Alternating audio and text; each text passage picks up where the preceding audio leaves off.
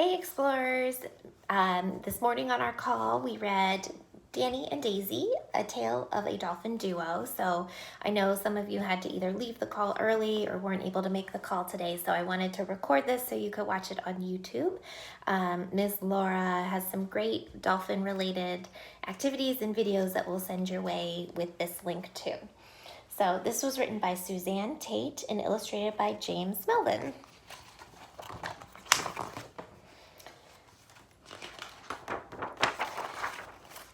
Danny Dolphin was a young sea mammal. He lived in Big Bay with a school of dolphins.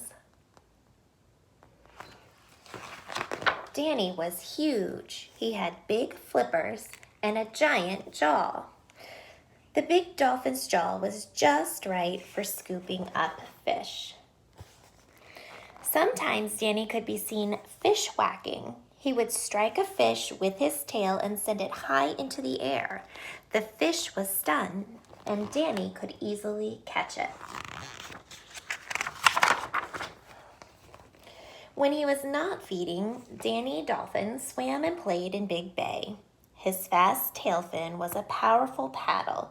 He used it to propel himself through the water.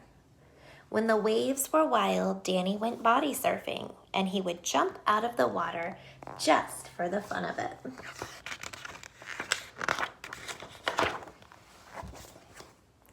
Danny had fun in his school, too. The dolphins all would swim in a circle and slap their tails in the water.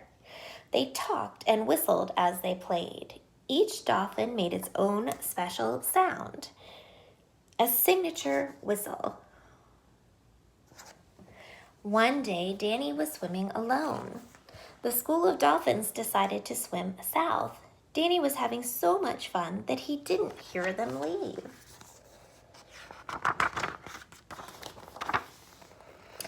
Danny was all alone in Big Bay.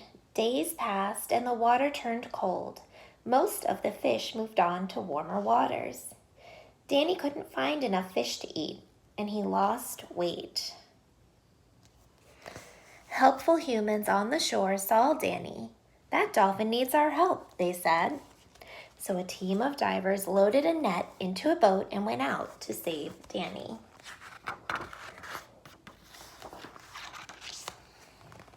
Danny Dolphin was happy to see the divers. He made clicking noises and did a barrel roll.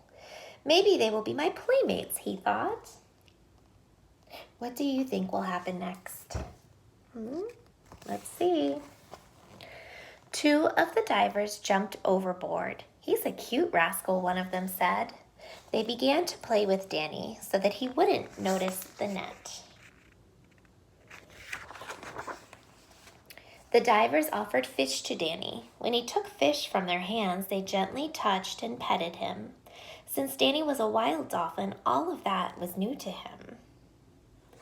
Suddenly, Danny was afraid. He noticed the net closing around him. He tried to swim away fast, but he ran right into the net.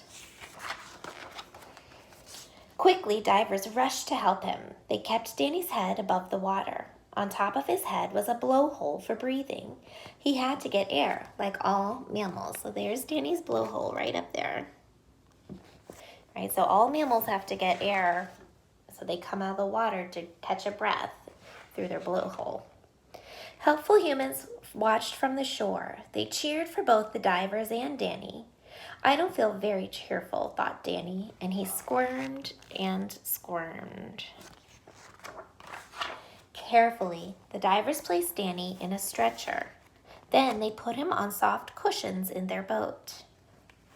The divers ran the boat fast to a waiting van so they could drive him to an airport. The jet flew fast. Danny lay in his stretcher on the plane. "Oh, what will happen to me now?" cried Danny. But someone sprayed him gently with water and he was kept cold with ice packs. So that's Danny on the plane. When the jet landed, they rushed him to his new home, a large tank at a science center. Danny was homesick at first. This is not like Big Bay, he thought. But he soon found that he could jump and swim just like he did at home. And another dolphin was there with him, a cheerful, friendly dolphin. "What's your name?" Danny asked. "My name is Daisy," she said. "Come play with me." Danny was so happy that he jumped for joy. Then Danny swam beside Daisy. "How did you get here?" he asked. "Something was wrong with my eyes. I swam up on the beach and was lying there when helpful humans found me. They brought me to the science center," she said. Every day, big and little humans came to watch Danny and Daisy Dolphin. The young dolphins were daring as they leaped out of the water. "What a daring duo," the humans said, clapping their hands. "Let's show the humans that we like them too," said Danny. "We can clap for them with our tails." So that's what Danny and Daisy did. The big dolphins slapped the water with their tails.